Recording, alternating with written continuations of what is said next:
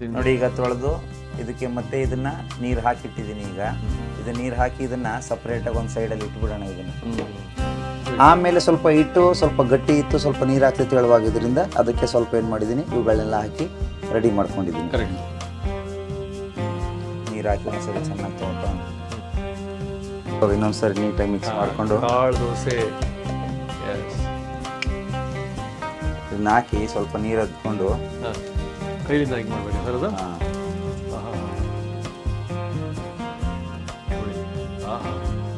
ಇಲ್ಲ ನಮ್ಮ ಹೆಂಗಸರು ಮನೆ ಕಡೆ ಇದು. ಧನ್ಯವಾದ ಹೇಳ್ಬೇಕು ನಾವು. ಇದನ್ನ ಬಿಳಿ ಚಟ್ನಿ ಜೊತೆ ಅಂದ್ರೆ ಹಸಿಮೆಣಸಿನಕಾಯಿ ಚಟ್ನಿ ಜೊತೆ ತಿಂದ್ರೆ ತುಂಬಾ ಚೆನ್ನಾಗಿರುತ್ತೆ. ದೋಸೆ ಹೆಂಗೂ ಮಾಡ್ತಾರ.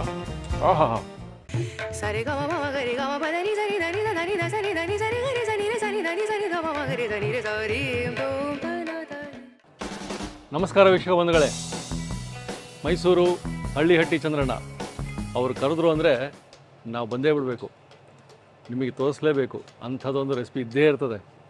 ಅವರ ಒಂದು ವಿಭಿನ್ನ ಶೈಲಿಯ ಒಂದು ವಿವರಣೆ ನಮಗೆ ಮತ್ತೆ ನಮ್ಮ ಶಾಲೆ ದಿನಗಳು ಅಥವಾ ಕಾಲೇಜ್ ದಿನಗಳು ನೆನಪಾಗ್ತವೆ. ಆ ರೀತಿ ಅವರು ಪ್ರತಿಯೊಂದು ಹಂತದಲ್ಲೂ ಒಂದು ಲ್ಯಾಬೊರೇಟ್ರಿ ಥರ ನಮಗೆ ಎಕ್ಸ್ಪ್ಲೇನ್ ಮಾಡ್ತಾರೆ.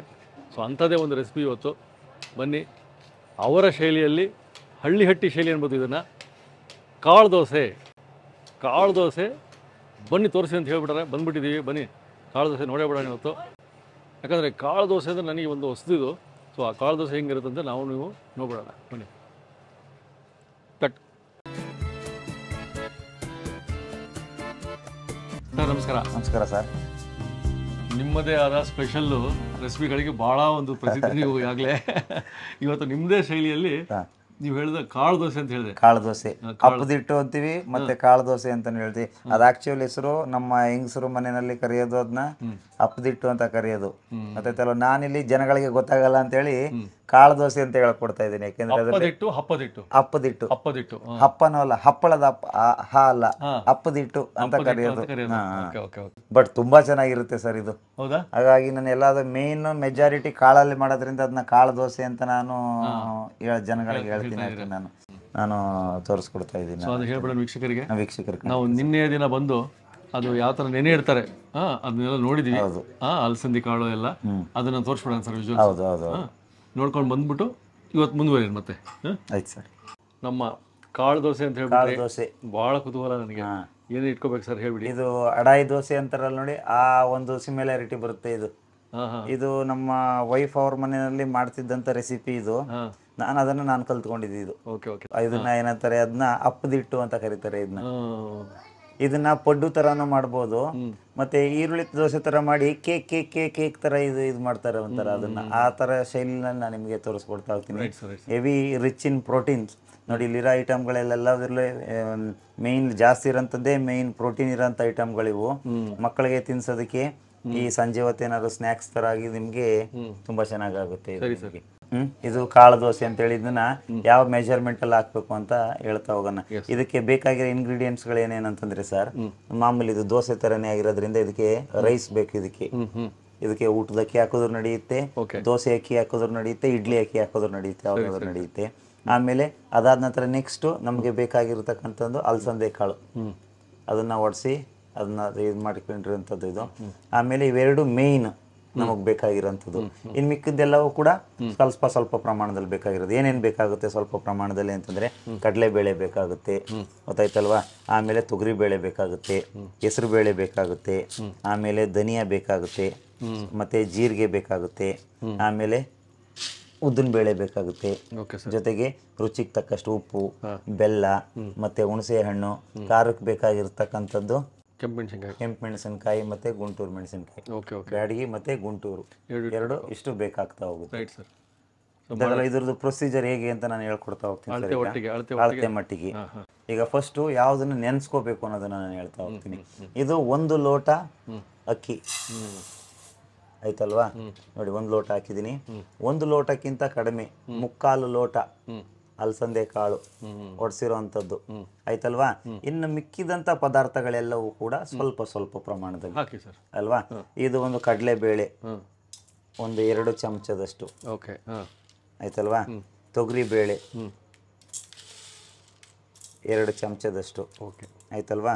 ಆಮೇಲೆ ಹೆಸರು ಬೇಳೆ ಇದೊಂದೆರಡು ಚಮಚದಷ್ಟು ಆಯಿತಾ. ಮತ್ತು ಇದಾಯ್ತಲ್ಲ, ಆಮೇಲೆ ನೋಡಿ ಇದು ಉದ್ದಿನ ಬೇಳೆ ಅದೊಂದೆರಡು ಚಮಚದಷ್ಟು. ಈಗ ನಮಗೆ ಫಸ್ಟು ಸ್ಟೆಪ್ಪಲ್ಲಿ ನೆನೆಸೋಕ್ಕೆ ಬೇಕಾಗಿರ್ತಕ್ಕಂಥ ಐಟಮ್ಗಳು ಇಷ್ಟು. ಓಕೆ ಆಯ್ತಲ್ವಾ. ಇದನ್ನು ಏನು ಮಾಡಬೇಕು, ಒಂದು 4 ಅಥವಾ 5 ಅವರ್ಸ್ ಇದನ್ನು ನೆನೆಸ್ಬೇಕು. ಒಂದು 6 ಅವರ್ಸೇ ನೆನೆಸಿದ್ರು ಏನು ತೊಂದರೆ ಇಲ್ಲ. ಇದನ್ನು 6 ಅವರ್ಸ್ ನೆನೆಸಿ ನೆಕ್ಸ್ಟ್ ಏನು ಮಾಡಬೇಕು, ನಾವು ರುಬ್ಬೋ ಅಂಥ ಹಂತದಲ್ಲಿ ನಾವೇನು ಮಾಡ್ಕೋಬೇಕಾಗುತ್ತೆ, ನಾನೇನು ಹೇಳಿದೆ ನಿಮಗೆ, ಜೀರಿಗೆ ಮತ್ತು ನೋಡಿ ಇವೆಲ್ಲ ತೆಗೆದಿಡ್ತೀನಿ ನಿಮಗೆ ಬೇಕಾದ್ರೆ ಈಸಿಯಾಗಿ ಅರ್ಥ ಆಗಲಿ ಅನ್ನೋದಕ್ಕೋಸ್ಕರ. ನೆಕ್ಸ್ಟ್ ಬೇಕಾಗಂಥ ಪ್ರೊಸೀಜರ್ಗಳು ಇವು 4. ರುಬ್ಬೋದಕ್ಕೆ ಇಷ್ಟು ಬೇಕಾಗಿತ್ತು, ನೆನೆಸೋಕೆ ಇಷ್ಟು ಬೇಕಾಗಿತ್ತು. ಇದ್ರ ಜೊತೆಗೆ ಇದಾದ್ನ ಒಂದು 6 ಅವರ್ಸ್ ಇದು ನೆಂದ ಮೇಲೆ ಏನು ಮಾಡಬೇಕು, ನಾವು ಇದನ್ನು ರುಬ್ಬೋ ಅಂಥ ಟೈಮಲ್ಲಿ ಏನು ಮಾಡಬೇಕು, ರುಬ್ಬಬೇಕಾದ್ರೆ ಇದಕ್ಕೆ ಏನು ಮಾಡಬೇಕು, 1 ಚಮಚದಷ್ಟು ಜೀರಿಗೆ, 2 ಚಮಚದಷ್ಟು ಧನಿಯಾ, ಖಾರಕ್ಕೆ ಬೇಕಾದಷ್ಟು ಮೆಣಸಿನಕಾಯಿ, ಬಣ್ಣಕ್ಕೆ ಬೇಕಾದಷ್ಟು ಗುಂಟೂರು ಬ್ಯಾಡಗಿ ಆಯ್ತಲ್ವಾ, ಹುಳಿಗೆ ಬೇಕಾದಷ್ಟು ಹುಣಸೆ ಹಣ್ಣು, ರುಚಿಗೆ ಬೇಕಾದಷ್ಟು ಉಪ್ಪು. ಇವೆಲ್ಲವನ್ನು ಒಟ್ಟಿಗೆ ಇದ್ರ ಜೊತೆ ಹಾಕಿ ನೆಂದಿರೋದ್ರ ಜೊತೆಗೆ ಇದನ್ನ ರುಬ್ಕೋಬೇಕಾಗುತ್ತೆ.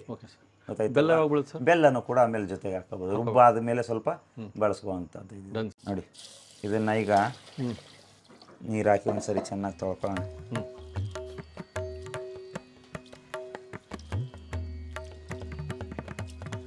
ನೋಡಿ ಈಗ ಒಂದ್ಸರಿ ತೊಳೆದು ನೀರೆಲ್ಲ ತೆಗೆದಿಟ್ಟಿದ್ದೀನಿ. ಇವಾಗ ಮತ್ತೆ ಇದನ್ನ ನೀರು ಹಾಕಿ ನೋಡಿ ಈಗ ತೊಳೆದು ಇದಕ್ಕೆ ಮತ್ತೆ ಇದನ್ನ ನೀರು ಹಾಕಿಟ್ಟಿದ್ದೀನಿ. ಈಗ ಇದು ನೀರು ಹಾಕಿ ಇದನ್ನ ಸಪ್ರೇಟಾಗಿ ಒಂದು ಸೈಡಲ್ಲಿ ಇಟ್ಬಿಡೋಣ. ಇದನ್ನ ನಂತರ ಈಗ ನಮಗೆ ಈಗ ಇದನ್ನ ನೆನೆಯಾಗಿ ಇಟ್ಟಿದ್ದೀವಲ್ವಾ, ಇದು 5 ಅವರ್ ನೆಂದ ಆದ್ಮೇಲೆ ನಮಗೆ ಇದ್ರ ಜೊತೆಗೆ ನಾನು ಇವೆಲ್ಲ ಹಾಕಿ ನಾನು ರುಬ್ಬಬೇಕು ಅಂತ ಹೇಳಿದ್ನಲ್ಲ, ಅದನ್ನ ಸಪ್ರೇಟಾಗಿ ಹಾಕಿ ಇಟ್ಕೊಂಡ್ಬಿಡೋಣ ಒಂದರಲ್ಲಿ. ಆವಾಗ ನಮ್ಗೆ ರುಬ್ಬೇಕಾದ್ರೆ ಅದ್ರ ಮೇಲೆ ಹಾಕೋದು, ರುಬ್ಬಿ ಮಾಡ್ಕೊಳ್ಳೋಣ ಅದನ್ನ ಅಲ್ವಾ. ಹಾಗಾಗಿ ಎಷ್ಟು ಹಾಕ್ಬೇಕು ಅನ್ನೋದನ್ನ ಈಗ ನಾನು ತೋರಿಸ್ಬಿಡ್ತೀನಿ. ಇದು 1 ಚಮಚದಷ್ಟು ಜೀರಿಗೆ ರುಬ್ಬೇಕಾದ್ರೆ ಎಲ್ಲ ಒಟ್ಟಿಗೆ ಹಾಕೋದಿದೆಲ್ಲ. ನಾನು ಹಾಕಿರೋ 1 ಲೋಟ ಅಕ್ಕಿ ಅಳತೆಗೆ ನಾನು ಹೇಳ್ತಾ ಇರೋದು. ನೀವು 2 ಲೋಟ ಅಕ್ಕಿ ಹಾಕಿದ್ರೆ 2 ಚಮಚ ಅಲ್ವಾ. 2 ಚಮಚದಷ್ಟು ಧನಿಯಾ ಆಯ್ತಲ್ವಾ. 1 ಲೋಟಕ್ಕೆ ನಮಗೆ ಒಂದು 6ರಿಂದ 7 ಮೆಣಸಿನಕಾಯಿ ಆದರೆ ಸಾಕಾಗ್ತಾ ಹೋಗುತ್ತೆ. 3, 6, 8 ಒಂದು 10 ಹಾಕೋಣ ನಾವು. ಗುಂಟೂರು 10 ಹಾಕಿದ್ವಿ. ಅದು ಗುಂಟೂರು 10 ಹಾಕಿದ್ದೀನಿ. ಬ್ಯಾಡಿಗೆ ಒಂದು ಬಣ್ಣಕ್ಕಾಗಿ ಒಂದು 4 ಹಾಕೋಣ. 4ಕ್ಕೆ ಬ್ಯಾಡಿಗೆ 4. ಓಕೆ ಸರ್, ಆಯ್ತಲ್ಲ ಸರ್. ಸ್ವಲ್ಪ ಒಂದು ಸಣ್ಣ ಲಿಂಬೆ ಗಾತ್ರದ ಹುಣಸೆ ಹಣ್ಣು ಆಯ್ತಲ್ವಾ. ಬೇಗ ನೋಡಿ ಜೊತೆಗೆ ನೋಡಿ ರುಚಿಗೆ ಬೇಕಾದಷ್ಟು ಉಪ್ಪು ಆಯ್ತಲ್ವಾ. ನೆಕ್ಸ್ಟು ಅದ್ರ ಜೊತೆಗೆ ಬೇಕಾಗಿರ್ತಕ್ಕಂಥದ್ದು ಒಂದು ಅರ್ಧ ಚಮಚದಷ್ಟು ಅರಿಶಿಣ ಆಯ್ತಲ್ವಾ. ಇಷ್ಟನ್ನ ಮೊದಲೇ ನಾನು ಹಾಕಿ ಸಪ್ರೇಟಾಗಿ ಇಟ್ಟಿರ್ತೀನಿ. ರುಬ್ಬಬೇಕಾದ್ರೆ ಅದನ್ನ ಜೊತೆಗೆ ಹಾಕೊಳ್ತೀರಾ ನೀವು? ರುಬ್ಕೊಳ್ಳೋದು.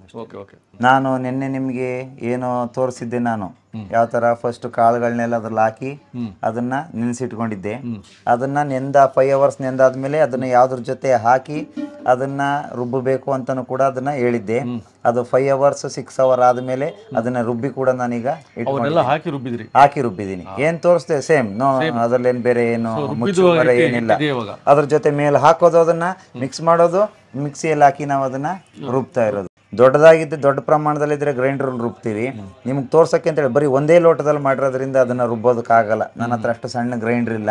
ಹಾಗಾಗಿ ನಾನು ಏನು ಮಾಡಿದ್ದೀನಿ, ನಿಮಗೆ ಮಿಕ್ಸರಲ್ಲಿ ಹಾಕಿ ಅದನ್ನು ರುಬ್ಬಿದ್ದೀನಿ ನಾನು ಇವಾಗ. Right sir. ಈಗ ಅದು ರುಬ್ಬಿದ್ದೀರಾ. ಈಗ ನೆಕ್ಸ್ಟು ಅದಕ್ಕೆ ನಾವೇನಾದ್ರು ಬೇರೆ? ಹೌದು, ಅದು ರುಬ್ಬಾದ್ಮೇಲೆ ಇದು 3 ಪ್ರೋಸೆಸ್ ಆಗ್ತಾ ಹೋಗುತ್ತೆ. ಒಂದು, ಕಾಳುಗಳನ್ನ ಹಾಕಿ ಅದನ್ನ ಏನು ಮಾಡೋದು, ತೊಳೆದು ಒಂದ್ಸರಿ ಅದನ್ನ ನೆನೆಯಕ್ಕೆ ಇಟ್ಕೋಬೇಕು. ನೆಂದಾದ್ಮೇಲೆ ಅದಕ್ಕೆ ಒಂದಷ್ಟು ಮಸಾಲೆಗಳನ್ನ ಹಾಕಿ ಅದನ್ನ ರುಬ್ಕೋಬೇಕು. ರುಬ್ಬಾದ ನಂತರ ಒಂದು 8 ಅವರ್ಸ್ ಫರ್ಮೆಂಟೇಷನ್ ಆದ್ಮೇಲೆ ಅದಕ್ಕೆ ಕೆಲವೊಂದು 2-3 ಐಟಮ್ಗಳನ್ನ ಹಾಕಿ ಅದನ್ನ ನಾವು ಮಿಕ್ಸ್ ಮಾಡ್ಕೊಂಡು ದೋಸೆ ಹಾಕೊಳ್ಳೋದು ಡೈರೆಕ್ಟ್ ಆಗಿ. 8 ತಾಸು ಆದ್ಮೇಲೆ ರುಬ್ಬಿರೋದು ಇದೀಗ ಮಾಡಿದನ್ನ ಈಗ ನಾನು ತೋರಿಸ್ಕೊಡ್ತೀನಿ ಸರ್. ಬನ್ನಿ ನೋಡಿ, ನಾನು ನಿನ್ನೆ ನಿಮ್ಗೆ 1 ಲೋಟದ್ದು ಏನು ತೋರಿಸಿಟ್ಟಿದೆ, ಅದು ಇದನ್ನ ರುಬ್ಬದ ಮೇಲೆ ಇದು ಈ ತರ ಅದದಲ್ಲಿ ಬಂದಿದೆ. ಇದು ಗೊತ್ತಾಯ್ತಲ್ವಾ. ಅದನ್ನ ಫಸ್ಟ್ ಮಿಕ್ಸ್ ಮಾಡ್ಕೊಳ್ಳೋಣ. ತುಂಬಾ ಗಟ್ಟಿ, ನಾನು ನೀರು ಕಡಿಮೆ ಹಾಕಿ ರುಬ್ಬಿದ್ದೆ ನಾನು.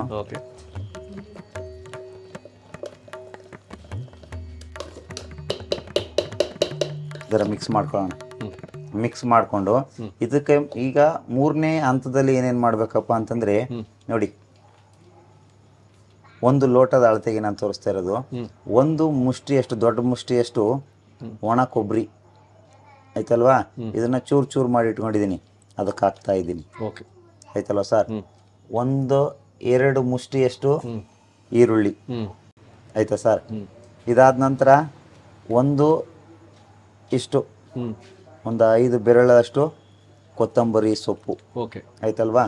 ಒಂದು ದೊಡ್ಡ ಮುಷ್ಟಿಯಷ್ಟು, ಇದು ಮೇಯ್ನ್, ಇದು ಸಬ್ಬಸಿಗೆ ಸೊಪ್ಪು ಬೇಕಾಗಿರೋದು. ಇಷ್ಟನ್ನ ಹಾಕ್ತಾ ಇದ್ದೀನಿ. ಇಷ್ಟನ್ನ ಹಾಕಿ ಒಂದು ಸ್ವಲ್ಪ ನೀರು ಹಾಕಿ ಇದನ್ನ ಕಲಿಸ್ಕೊತೀನಿ. ಇದನ್ನ ತುಂಬ ಫಸ್ಟ್ ಕಲಸಿ ನೋಡ್ತೀನಿ ಇದನ್ನ, ಅದು ಯಾವ ಹದದಲ್ಲಿ ಬರುತ್ತೆ ಅನ್ನೋದನ್ನ ನೋಡಿ. ಈ ರೊಟ್ಟಿ ಹಿಟ್ಟು ಬರುತ್ತಲ್ಲ ನೋಡಿ, ಆ ಹದದಲ್ಲಿ ನಾವು ಕಲಿಸ್ಕೋಬೇಕಾಗುತ್ತೆ ನೋಡಿ. ಈಗ ಈಗ ಗೊತ್ತಾಗುತ್ತೆ, ಇದರಲ್ಲಿ ಸ್ವಲ್ಪ ಇದಾಗಬೇಕು ಅಂತ ಅನ್ಸುತ್ತೆ. ಈಗ ಸ್ವಲ್ಪ ತುಂಬ ಗಟ್ಟಿ ಇದೆ, ಹಾಗಾಗಿ ನಾನು ಏನು ಮಾಡ್ತೀನಿ, ಇದಕ್ಕೆ ಸ್ವಲ್ಪ ನೀರು ಹಾಕಿ ನಾನು ಕಲಿಸ್ಕೊತೀನಿ ಇದನ್ನ. ಈಗ ಹಾಕಿ ಸ್ವಲ್ಪ ನೀರಾಗಿ ಕಲಿಸ್ದೆ.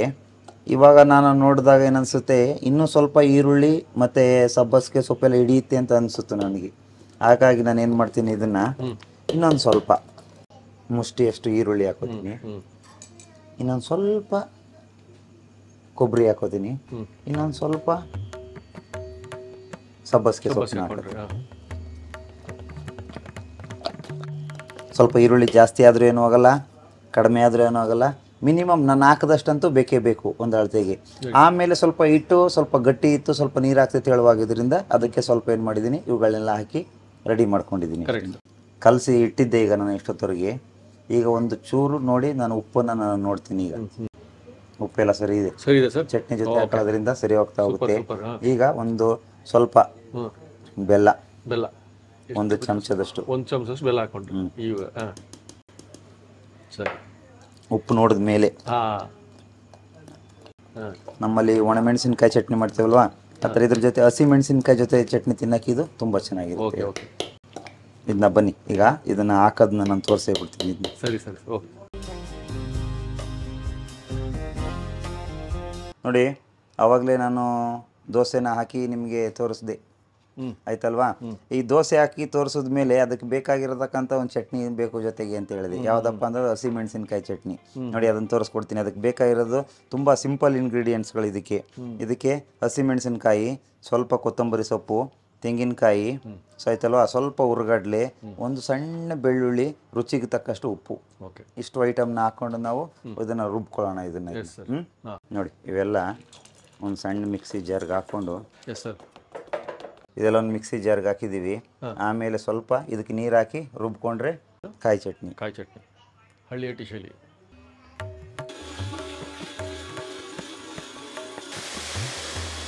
ಸರ್,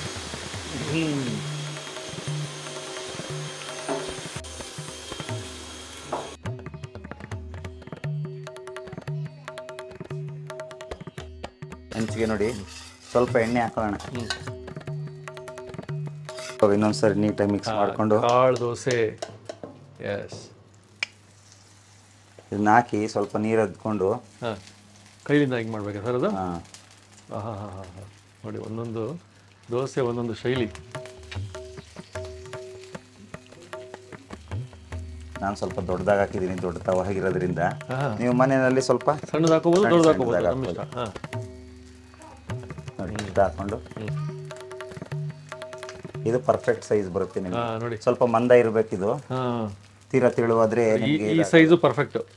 ಸಣ್ಣ ಬೇಕಾದ್ರೆ ನಿಮ್ಮ ಮಕ್ಕಳಿಗೆ ಹಾಕೊಡೋದಾದ್ರೆ ಒಂದು ಸಣ್ಣ ಮಾಡಬಲ್ಲ ಹಾಕೋದು. ಹಂಗೆ ಸಣ್ಣದು. So 3 size ತೋರಿಸ್ಬಿಟ್ರಿ.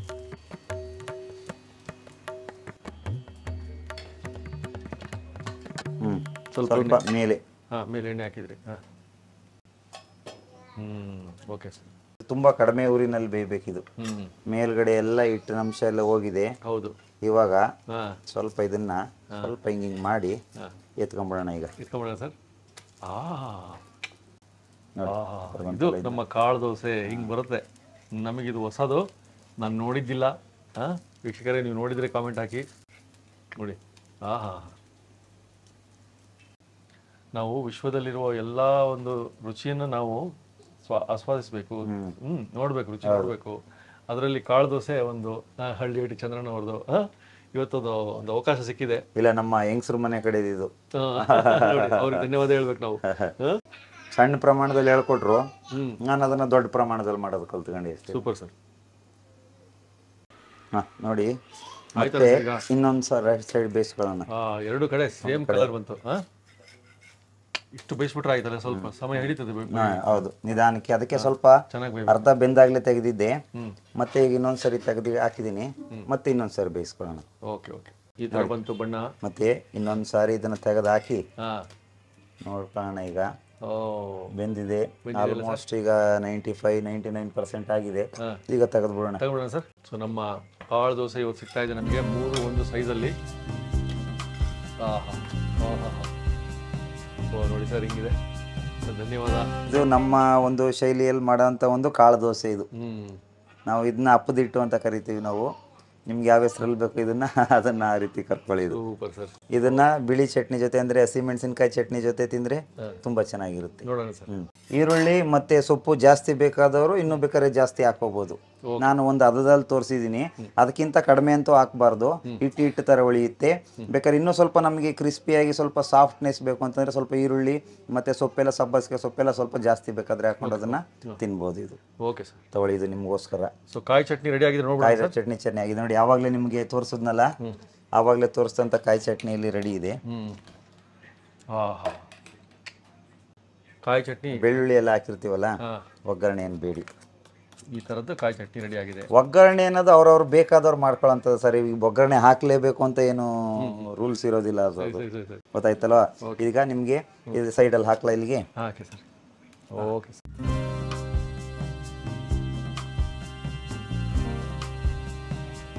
ನೋಡಿ, ಕಾಳು ದೋಸೆ ಅಂದರೆ ಹಳ್ಳಿಹಟ್ಟಿ ಚಂದ್ರಣ್ಣವ್ರ ಕಾಳು ದೋಸೆ. ಒಂದು ಸ್ವಲ್ಪ ಕಟ್ ಮಾಡ್ಕೊಂಬಿಡೋಣ. ಸೂಪರಾಗಿ ನೋಡಿ, ಹಾಗೆ ಬರ್ತದೆ ನೋಡಿ ಒಳಗೆಲ್ಲ. ಕಾಯಿ ಚಟ್ನಿ ಒಟ್ಟಿಗೆ ನೋಡೇ ಬಿಡೋಣ. ಹಳ್ಳಿ ಶೈಲಿಯ ಕಾಳು ದೋಸೆ ಚಂದ್ರಣ್ಣವರು ಎಷ್ಟು ನೀಟಾಗಿ ಎಕ್ಸ್ಪ್ಲೇನ್ ಮಾಡಿದ್ರಪ್ಪ. ಬಾಬಾ, ನಮಗೆ ಅಲ್ಲಿ ಎಷ್ಟು ತಾಳ್ಮೆ, ಎಷ್ಟು ಪೇಷನ್ಸು. ನಾವು ತಿನ್ನೋದಕ್ಕೆ ಏನು ಪೇಷನ್ಸು ಬನ್ನಿ.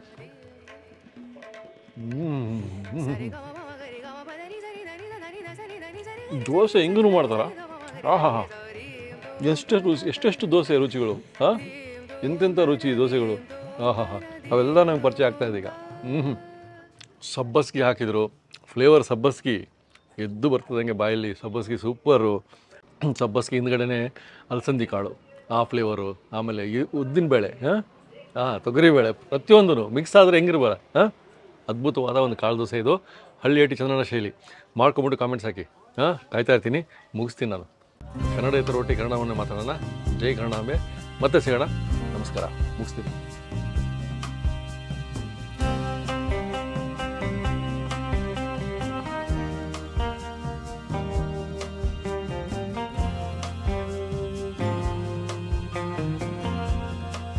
ಇನ್ನೂ ಅನೇಕ ಸ್ವಾದಿಷ್ಟ ರೆಸಿಪಿಗಳಿಗಾಗಿ ಸಬ್ಸ್ಕ್ರೈಬ್ ಮಾಡುವುದನ್ನು ಮರೆಯಬೇಡಿ.